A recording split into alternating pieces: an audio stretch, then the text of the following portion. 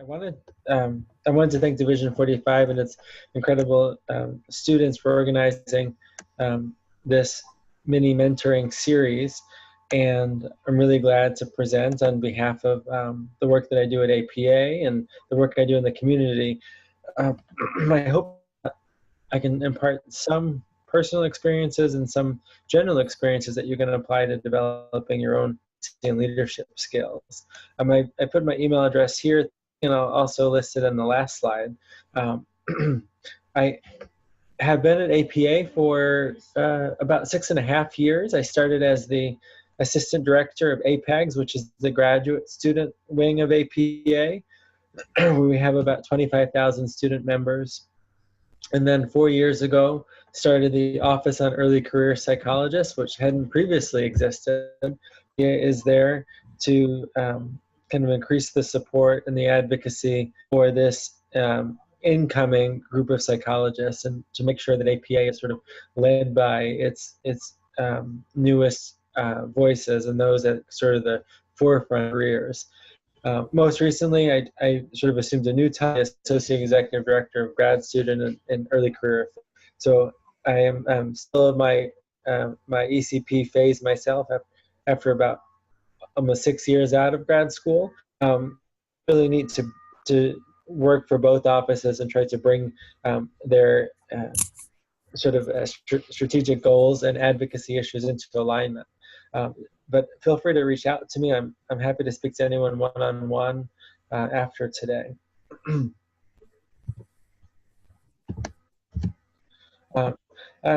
going to show that will where advocacy fought and leadership for what. If you have the answers to those questions, you will probably be guided in a number of directions. And if you keep your eyes open, you'll probably see that there are more opportunities than you might realize right now. I think many small agencies, large agencies, associations, divisions, state associations are going to be very interested in the skills that as a doctoral student in psychology you bring to the table. And I think it's important before you get swept away in just doing things that might not satisfy your that those answers to the questions, why do leadership? For me, it came about through a social justice lens that I guess I was fortunate to be introduced to early on in my training. Many of you have seen these two. This is sort of a meme that kind of passes through.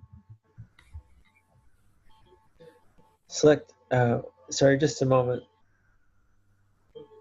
Am I not sharing my slides now? Can everyone see?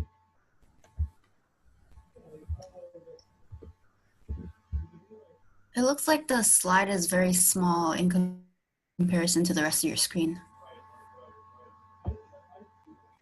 That's all I got. Sorry. Let me try this. That's strange. So how's small? Could you try like select share screen again, and usually they give you a few pop-up windows for you to choose from. Okay, yeah, sure. Sorry to interrupt. I'm good. No, I'm glad. I'm very glad that you let me know. Okay, so I'm now making it full screen on my side. Yes. That works. Is that better? Yes. Mm-hmm. Okay. Thank you.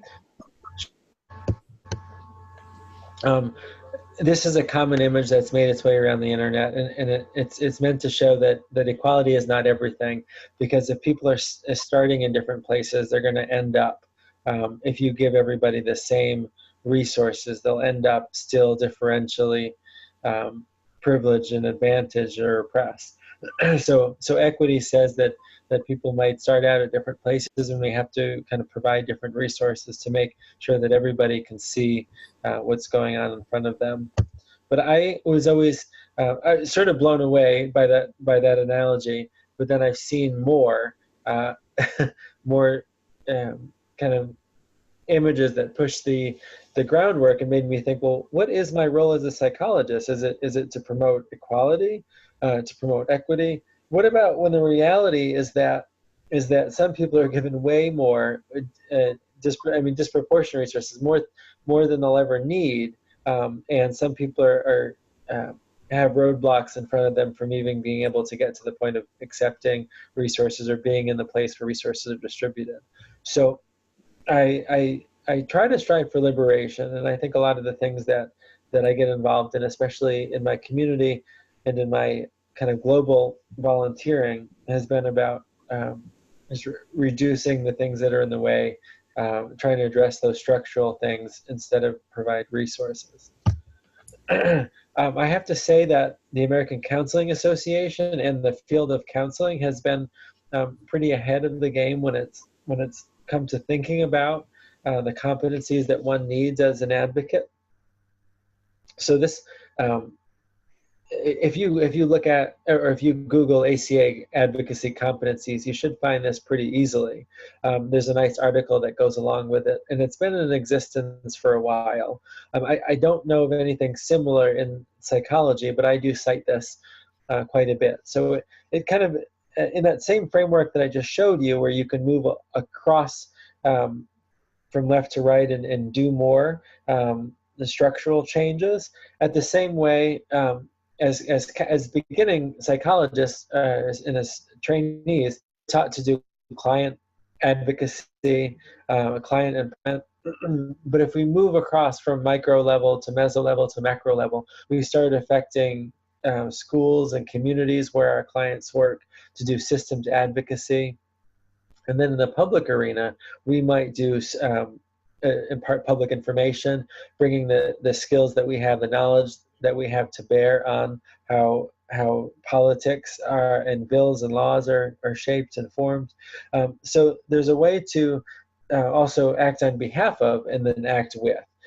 So kind of a sort of an epistemological difference when you think about who is the recipient of advocacy and who gets involved in these issues. So I think this hopefully gives you a visual framework of things to strive for. If you feel really good already and semi-competent in one area, well, there's other boxes to move into. These advocacy competencies mean that as you become more versed in advocacy, you'll be able to distinguish those issues that are best resolved through social and political advocacy. It's sort of a common refrain to hear folks say, I want to address the upstream problems. If you've heard that somebody downriver kind of seeing all these people struggling to swim, kind of lifting them out of the water, and then it took somebody else that he was with to go upstream and say, well, why are they falling in the water? Oh, I see that the bridge has a problem and people are just falling in. Well, I think it's an important competency to address whether or not you should be focusing so much effort on ameliorating the problem, or if you can make some structural changes using your skills as a psychologist to address the upstream problem. The competencies will allow you to identify appropriate mechanisms and avenues to make change, to seek out and join with allies.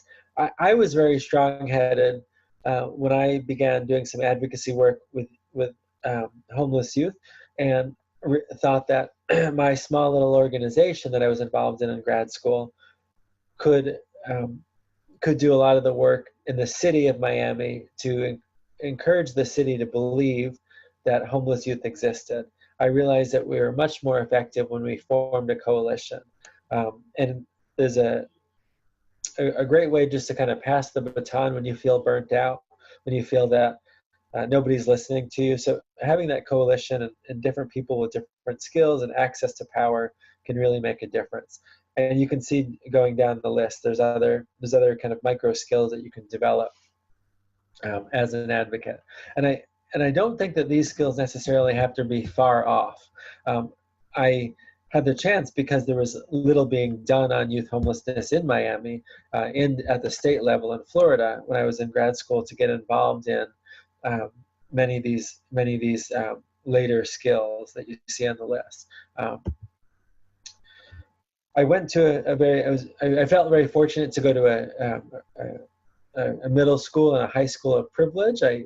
My family, this is some of my immediate and my extended family here in this picture during my middle school graduation. They sort of rooted me in being involved in the community and writing letters to the editor if something didn't make you happy. Sort of flanked on both sides by grandparents, and both as a family of third generation immigrants. So navigate and to advocate for your cultural is an important part of my training. In more modern times, being involved in a relationship with somebody who was an activist and still is an activist has taught me some great things about the privilege that I was resting on, and encourages my partner encourages me every day to stay more and more involved. So it's great. Unfortunately, we're both involved in nonprofits in our paid life and in our volunteer life, so it becomes a frequent topic of conversation. But it is important, I think, when you do advocacy work and when you give a lot of yourself, to make sure that you have loved ones who support you and nourish you, because it can take a lot from you. It's also good to have somebody to ground you, to tell you when you're trying to reach too far or when you just need a rest. So I value that. Sometimes place has a lot to do with the things that you get involved in. I'm here in Washington, D.C. now, working for APA. And DC is home to many people, to over 600,000 people who don't think about the White House every day. But when you're from out of town and you come and visit, it's like, that is it. It's Washington. It's not DC. But being a resident here has kind of given me the ability to participate in a lot of marches and demonstrations. And of course, just the sheer number of them happening any given day has went up a lot since the 2016 elections. So it's an important place to be, and to flex your voice for both local and national issues. Travel has also kind of given me a lens in which to view the world, to come home and to understand things a little bit more clearly when we have injustice in our own within our own borders. But this is a picture from a trip to the West Bank and meeting with a Palestinian man here, talking about how the Israeli Defense Force has routinely torn down the communities, sort of a Bedouin communities, only cooking oven. So this is a large oven, and you go in and you kind of put things under the sand and they cook. You need some sort of permit, but if you want to get a permit, you need money that you don't have, and you have to wait an interminable, unclear amount of time. So the fact that he is sort of standing with the oven resurrected is an act of is sort of a radical act, right? It doesn't seem like much. You want to cook something, you turn on your oven. But for this community and for this elder, it is a radical act, because he faces great peril in doing so. And then in the scene behind him, in the background, you'll see these sort of cookie cutter houses. Well, these are Israeli settlements. These are Jewish settlements that will divide the Palestinian lands, making it harder or near impossible for people to traverse from side to side. So I knew about Israeli-Palestinian conflict, but I didn't have an appreciation for it in quite the same way until I got to see it. So being able to travel has allowed me to see that we have huge problems in our own country when it comes to the way we treat people at the borders. And that's not a hidden secret in this country right now.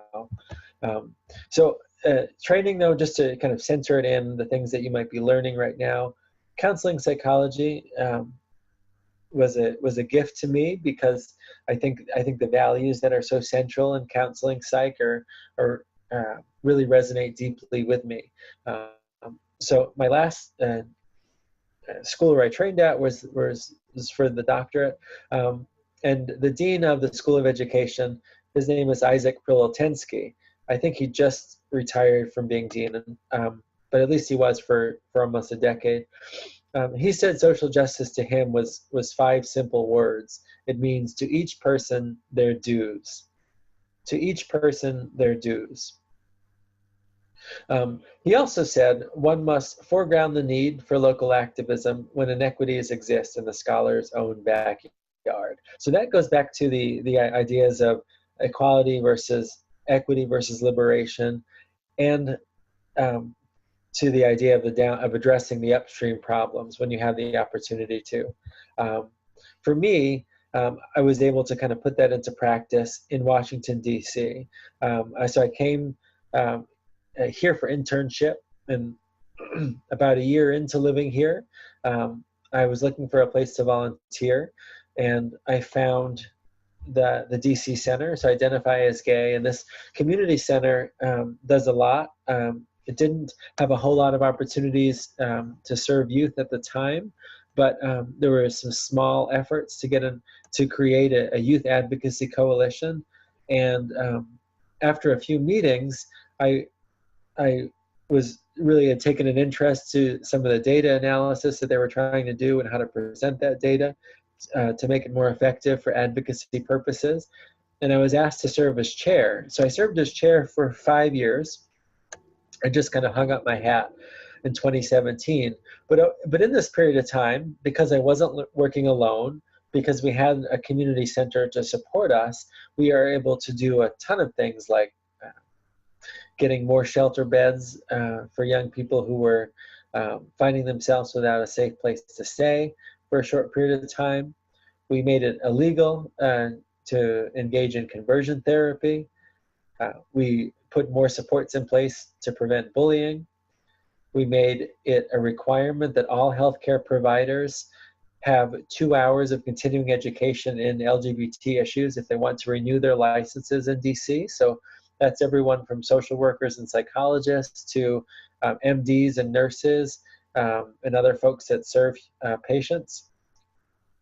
And then we now also require that our teachers and our school principals have training every year in suicide prevention, as well as intervention and postvention, to mitigate things like the contagion effect, and to make sure that we can be better to our young people who may be struggling in schools.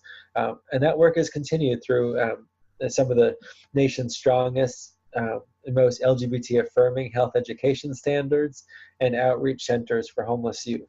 So this work, it sounds, when I kind of boil it down to these year by year highlights, sounds like, well, we're just, rock stars. And I want to say that the team that I worked with were rock stars, but really this work could not have been possible without engaging in a coalition, using data to inform the work that we did, and to use a number of other counseling skills to facilitate coalition meetings.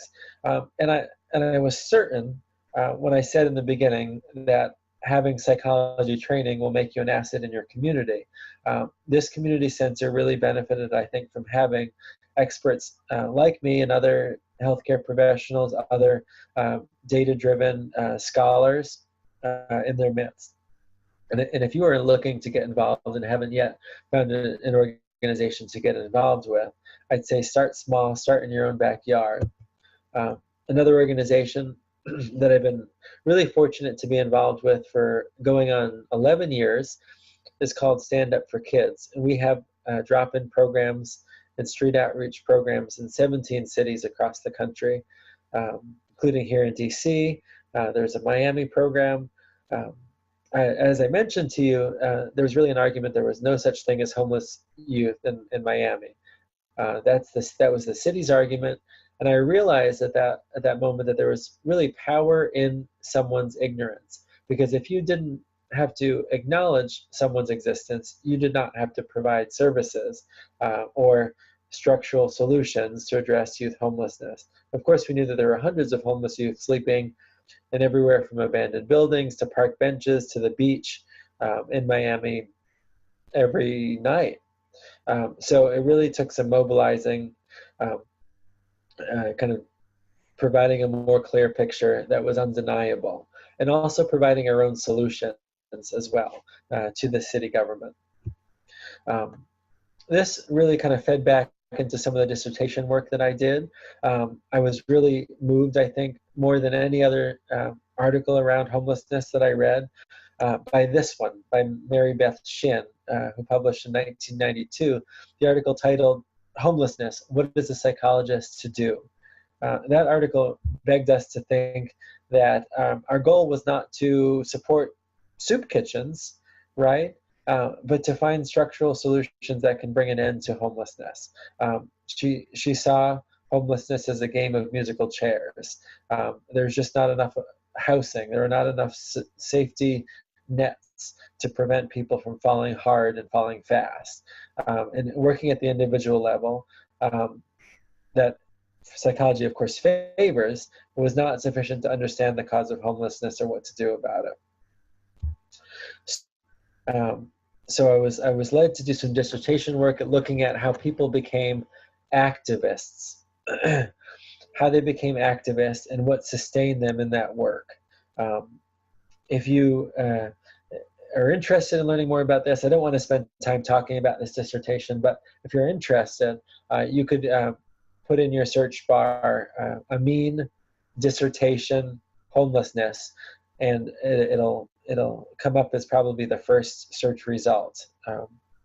I found a number of factors that sort of predicted whether or not somebody would be likely to move from service into advocacy work, as well as the things that they needed to stay engaged in that work, including validation and support in their advocacy, and having some level of competency in those skills to make it a sort of a winning endeavor. So there's some background. I think I carry all of that with me, and I hope that was a useful demonstration to encourage you to think about what you carry within you. Are there places that you've traveled? Are there issues that burn you up? Are there things that you've read? Are there mentors in your life that are telling you to get involved, that are spelling out social justice or other important concepts for you? Are there loved ones that nudge you and support you? Do you have the training? Where can you get the training? Are there community centers near you where you can get involved in some of this work? I mean, I was just so surprised at how quickly I was able to build a list of things that were needed for both homeless youth from DC, from Miami, all the way through the present day, and then LGBT youth at large from 2012 to the present. So the inspiring thing is that not everybody follows the two-tiered pathway that our professors love to train us for, right? To become either a full-time practicing psychologist or an academic. In a study that I helped with in 2015, we looked at the pathways of 2,100 ECPs, early career psychologists that had a doctorate in clinical counseling or school psych. Right after they were done, 14% of people took a first job in a non-health service setting. And then by the time that they were looking for a second job, 21% took a job outside of the health service setting. So some of these examples of where they ended up were in consulting firms and research labs or research organizations, whether those were things here in DC like the NSF and so forth, or in private research organizations, industry, business, criminal justice, government work. I think there's a team of researchers in the DC government with a couple of psychologists on board that are looking for evidence-based solutions to tackle some of the really festering, complex, thorny problems that the city has. For example, disproportionate minority contact and the difficulty in getting police to use their body cameras despite the mandate that they need to. So there's a really cool ways where people are using psychology in ways to move society forward outside of those traditional pathways. Of course, somebody like me is involved in a nonprofit, and you could go as big as APA. APA's got over 550 employees, and it's a multi-million-dollar budget. Of course, though, there are small nonprofits where you might be the executive director and the one that sweeps the floors. And I think there's great service in being involved in a nonprofit. It also means, most likely, that you'll be eligible for public service loan forgiveness. Actually, in a lot of these categories, as long as you're not working for the private sector, you'll be able to help repay your student loans by working in a setting for 10 years, making minimum payments on your loans, and then the government forgiving everything thereafter. I think what it boils down to is asking not what job do I want, but what problems do I wish to solve in the world?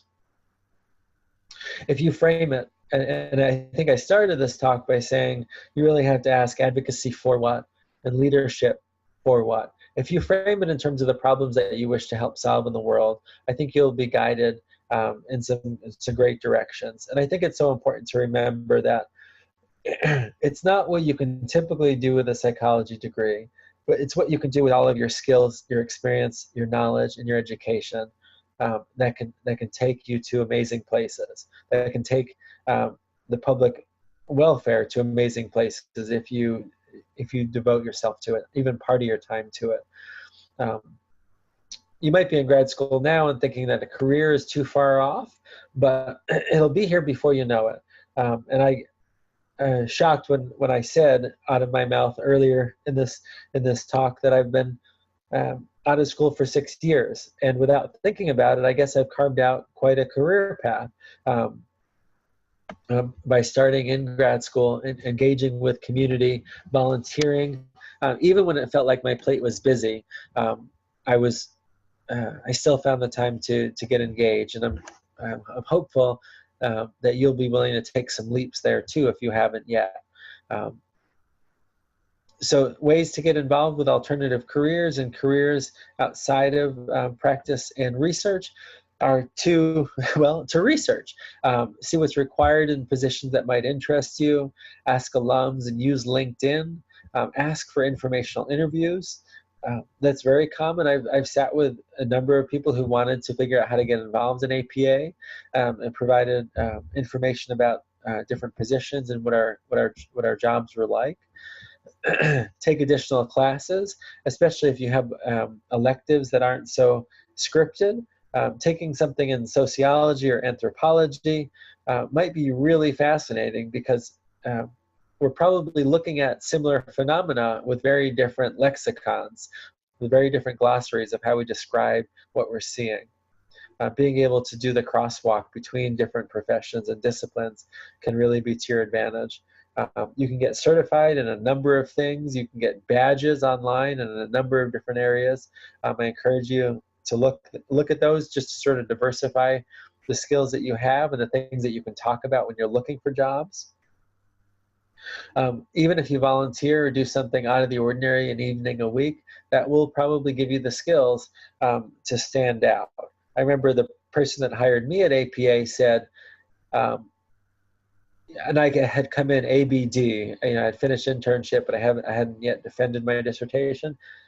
That person who hired me said, I probably wouldn't have looked at, your resume for more than a minute, but what stuck out for me was that you had given so much time already to nonprofits, and I thought that was going to be really useful here. I didn't have to teach you about the nonprofit setting. So, being able to engage in areas outside of psychology has also allowed me, in bullet number 4, to get varied references, for people to speak to my skill sets outside of supervision, outside of research, outside of being a good student. And then I also realized that if I wrote, if I developed an online presence, that would establish me as somebody who is in some ways kind of a public citizen, somebody who has opinions about things and who can write for a broader audience. I want to share this slide, and I'm nearing the end of the slides that I have, so we can move into discussion. Sometimes what is tough to do is to stop for a second and ask yourself,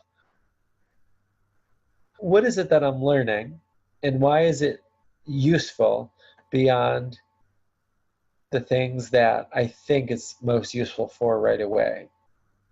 So you might be taking a systems class or a theories class and thinking that it's really just useful to do intervention work. Well, I argue that the same things that you're learning there and the skills that you're picking up are probably also useful for advocacy and policy. Therein, you have to write critically and succinctly. You have to teach others. You usually have to use data to support your opinions. You have to build relationships and partnerships and allyships across the room, perhaps with people who don't want to be there. And I think in many ways, those same skills are needed to do great advocacy and policy work.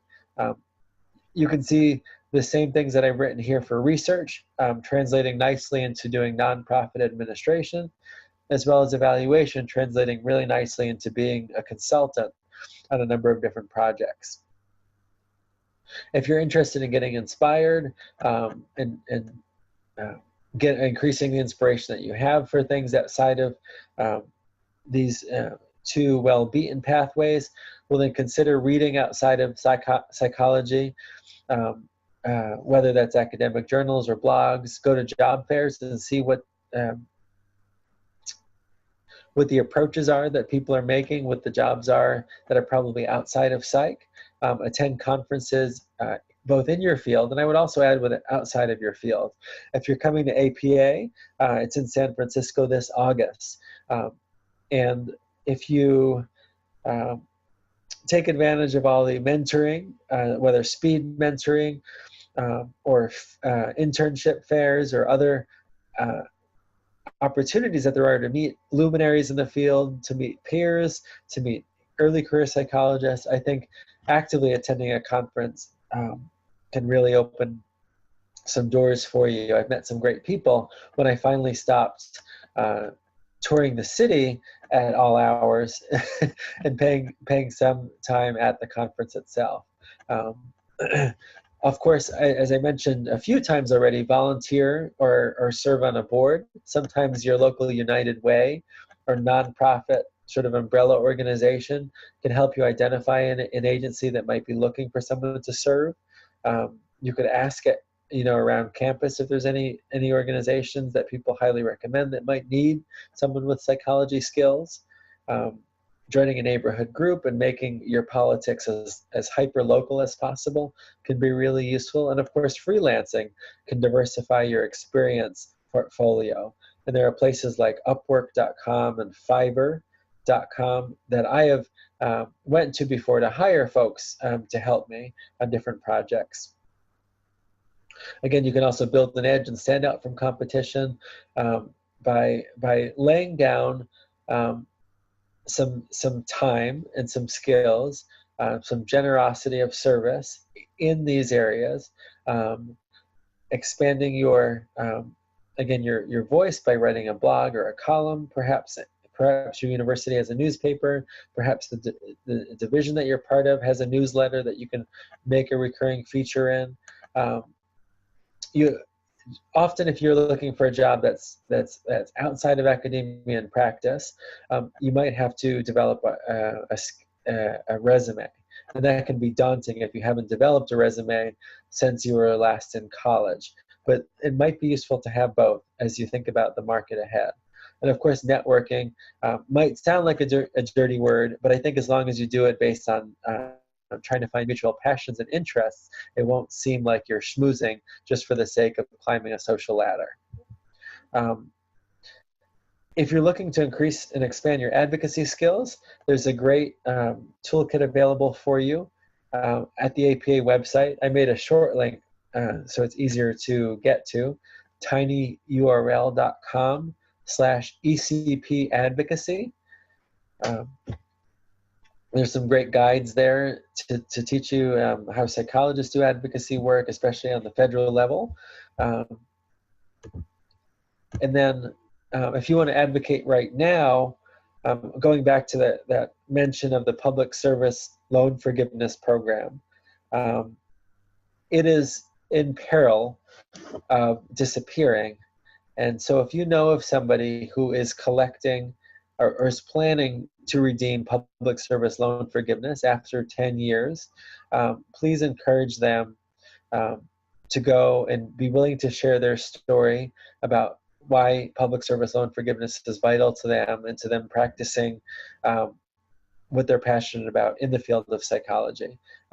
Graduate school is becoming ever more expensive. We know that, depending on the degree that you have, it will range from $45,000 to $200,000 as a 50th percentile median debt for new psychologists.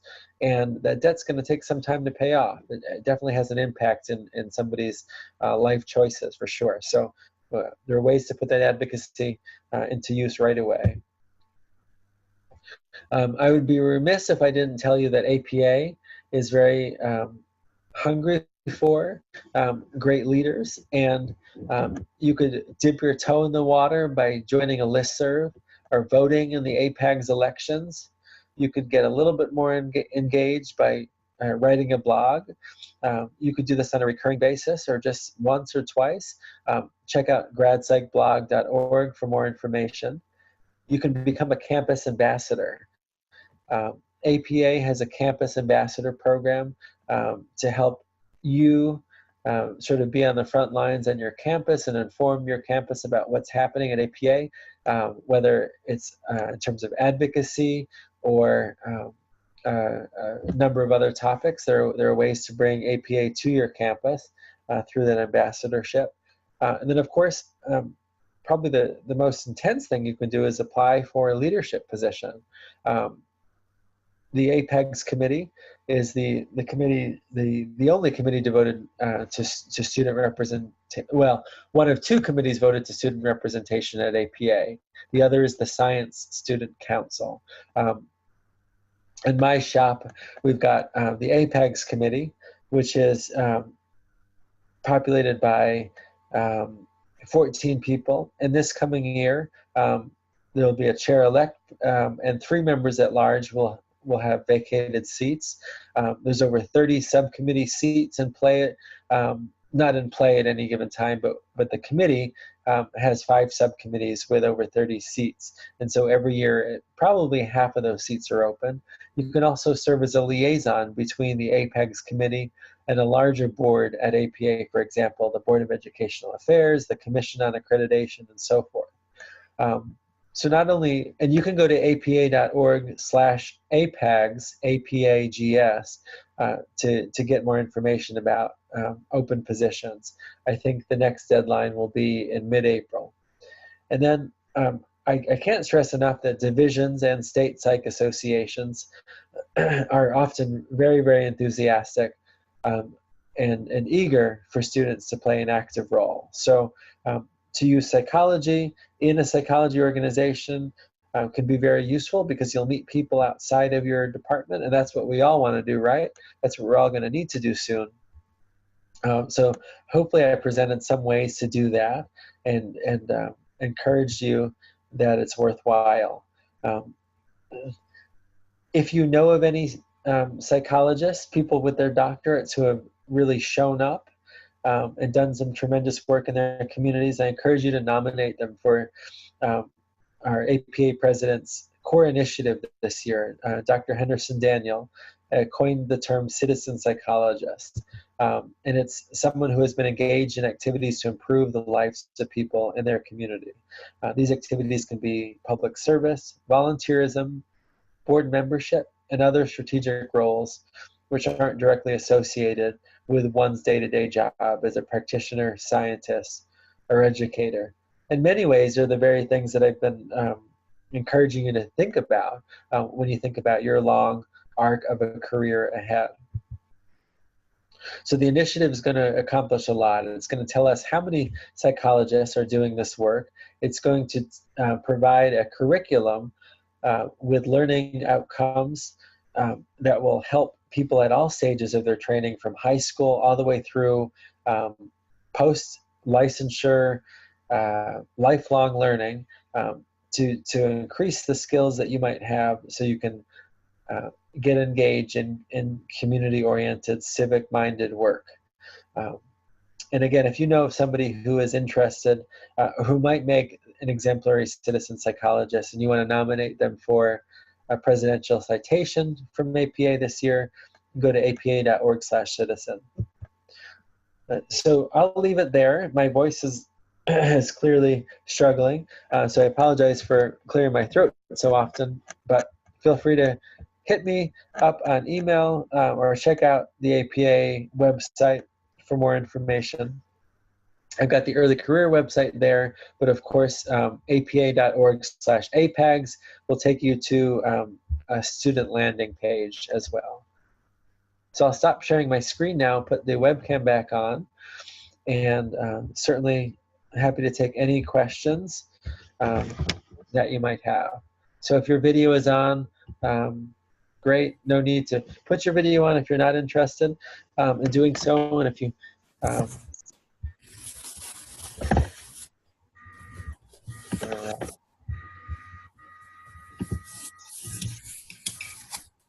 Are we free to ask questions now? Yeah, thanks for listening to me talk for so long. No, really, I appreciate the presentation that you provided. I thought that was very informative. So one of the things that I wanted to ask about was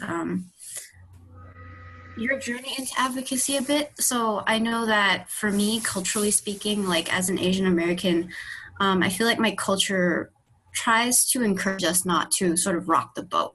So jumping into advocacy is something that I feel like is a really difficult thing and challenge for me personally to get into.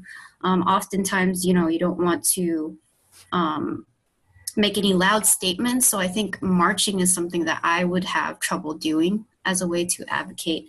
So I'm wondering if you ever had to face any of that kind of challenge as you journeyed into advocacy work. Yeah, I think everybody will find a different comfort level in advocacy.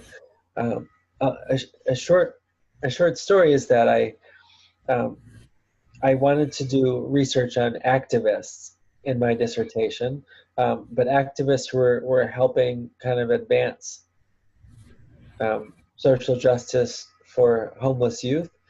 And every activist, even if I was presenting the definition of activist and it was very broad, every informant that I found said, "Oh, I'm not an activist. I'm an advocate." There was sort of a hesitation away from, these images that might be out there, like chaining yourself, forming a human blockade, risking civil disobedience and getting arrested. Those are things that also scare me. I've been trained in terms of like, what do you do if you're arrested? But I've also walked away from the scene before that was ever likely to happen. So I found my comfort. I think that I can write pretty well, and I can show up to city council meetings and bring a phone charger as you're waiting for the chance to testify. And I can bring other people together and get them to the point of sort of distilling concerns into something that we can then try to find a policy solution for. Those are things that, they rock the boat because they do upset the status quo, but I'm probably not going to have an invasion of privacy or a run-in with the authorities because of that. And that's kind of like a level of comfort that I can stomach. And what do you, does that help in some way? So I'm hearing that basically every person finds their own comfort level in terms of advocacy. Yeah, I've got friends from grad school who were sitting in a class talking about advocacy and social justice, and some of my peers say, that's not the lens that I like. I'm going to choose not to wear that lens. Like, I'm just going to learn how to become a practicing psychologist and do that work. And what is my professor going to say? Like, you're a bad student? No, I mean, they signed up to become a psychologist. But I think, um, I think you could definitely choose to do nothing, and you could choose to see where your skills are the best fit. I think sometimes, like, people who are able to pull off really amazing things are kind of put up on a mantle, but those who tinker away quietly, doing the work behind the scenes, are often incredibly successful in that, because they've devoted a length of time and a great body of skill to it. So both, yes, what's individually comfortable for you, and I think creating a willingness within inside you to stick at something. Change in California might be incredibly complicated. For example, in DC, we're lucky because we only have one legislative body, the city council, as opposed to like a House and a Senate. If I was trying to work at the federal level exclusively, I would have grown tired and jaded already. Mm-hmm. I guess that speaks into my next question, which is a bit about burnout. So I know that you mentioned in your presentation that your partner really kind of keeps you motivated and driven and going. And I know that with advocacy work, there's a high chance for burnout often. And I'm wondering if you could speak a little bit about some of the emotional burnout that you might face and how you got through that, as well as, with advocacy work and community work, it's not a place where there's a lot of money. So I'm wondering if you've had any kind of difficulties with financials personally as well from the work that you've done. Yeah, great question. I'll start with the financial piece. I feel well compensated at APA. So the full-time job is good compensation. It allows me, I think, to both I've been able to carve out time there to do some of the things that I'm really passionate about, even if that means taking some time off of work to do those things. And I've often, I think, in everything else that I've done at the DC Center and StandUp For Kids and a couple of other organizations I've served, it's been unpaid. Some of the best jobs I've ever had have been unpaid, and there's been a fortunate ability that I've had to have a paid job that I can do within 40 to 50 hours a week, right? So then I have extra time to do some of the things that I'm passionate about that might not be in a position to pay me. I think, there have been opportunities in like those two smaller nonprofits that I volunteer a lot with to consider paid employment. And also the networks are small. There are not a lot of people in LGBT centers or in the youth homelessness space. So you do learn about other opportunities, even out in third-party organizations over time. So the career possibilities are there. It's true that, there is a grind to nonprofit work, and to doing advocacy work. You're probably going to put in more than you could ever be compensated for on an hourly basis. And you're not signing yourself up for a life of, I guess, high-powered lobbying and living in a mini mansion, unless you lobby for oil, for example. And if you are passionate about that and that's what you choose to do, great. But I think some of the issues that we take up as psychologists are going to be less monetizable. So yeah, so know that you can do some freelance work and some consulting work, certainly.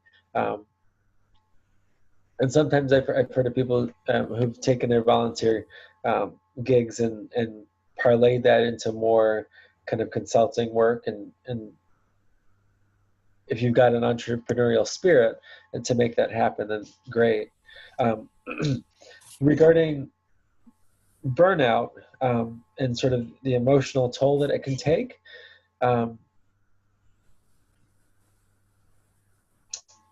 it is absolutely true. I mean, I don't know if I have the answer, because I still feel that I'm a feeling person, and I look at the newspaper every day and I say, like, how the hell did we get here?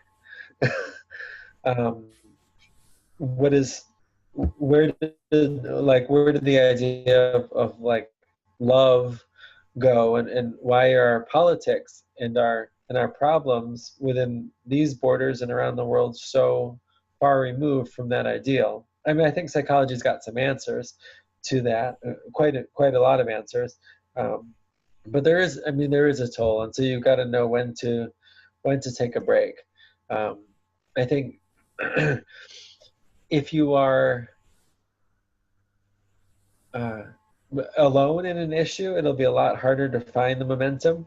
But I don't know. It's like anything. If you're trying to lose weight, if you're trying to make sure that you make it to the gym a couple of times a week, you need sometimes a buddy to do that with you. And if you have a whole coalition of people who all are motivated to see, the lot of their population or their interests improve, then you're going to be likely to be renewed and replenished, I think, from them.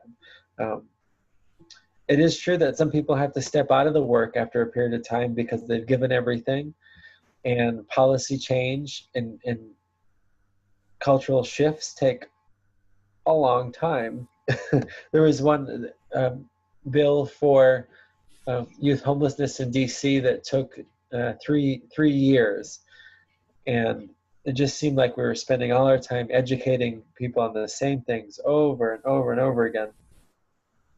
And no legislator wanted to deal with it. They just wanted to kind of like kick the can down the road. And it felt a little dispiriting to have to raise, educate, wait, be polite, be willing to collaborate, be willing to show up to a meeting to explain why this was important.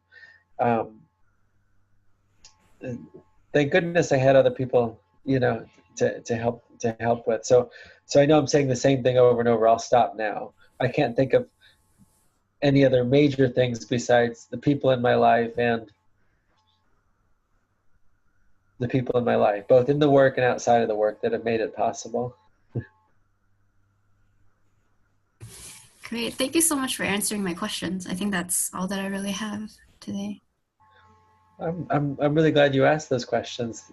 Thanks for being on.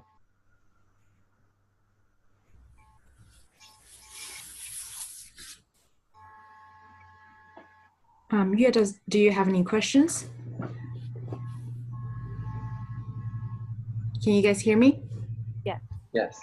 I know we're out of time, but I don't know if we still have time for one more.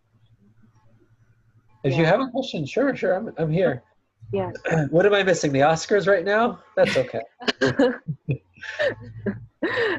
Thank you so much for your presentation. That was really helpful to hear. And I think, to me, it's interesting to hear your experience as a counseling psychology graduate who end up in a career in APA and at larger scale advocacy. So I'm in counseling psychology as well, and I think that's a career path that we have talked about, but I don't have really clear idea of people who've gone through that path or how to get there. So I was interested in your career path and also the consulting piece that you talked about. What might be, I was thinking about as a counseling psychologist, what are some type of consulting work that counseling psychologists can do? Sure. I think the path that I took was from it was shaped by my volunteering in grad school. I was doing some cool clinical work with the kids in a juvenile detention facility, but it was the volunteer work, I think, that helped me to see that my skills were there and were also useful outside of the intervention work that I was being trained pretty thoroughly in. And so that was very small, very grassroots nonprofits, like every cent counted.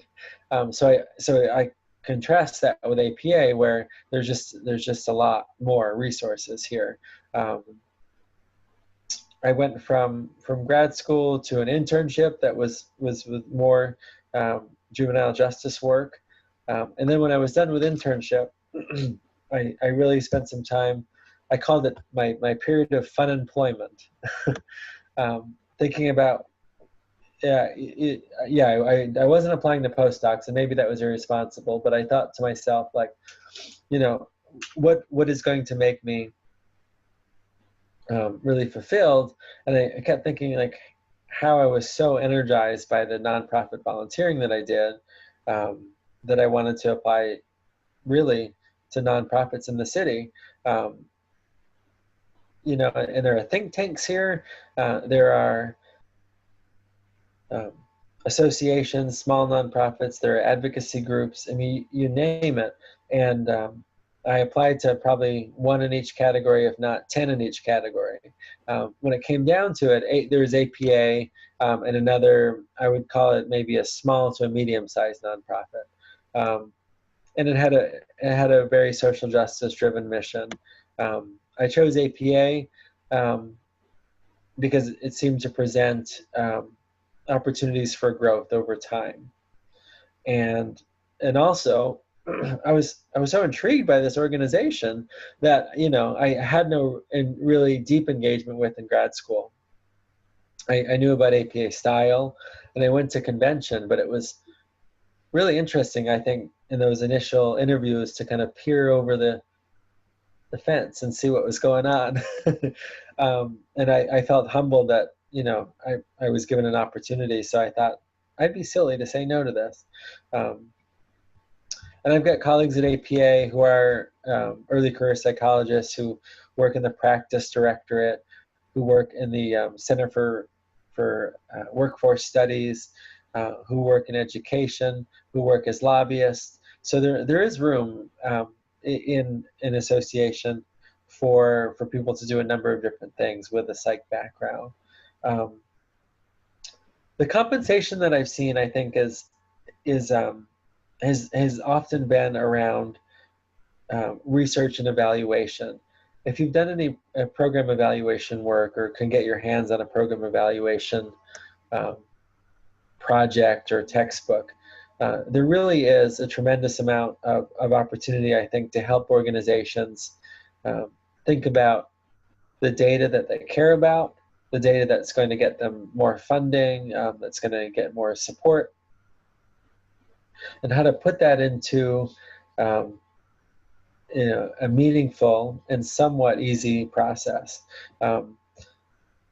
I've given my time away in that regard, but I know of some students and some ECPs who've been able to consult and turn that into paid work.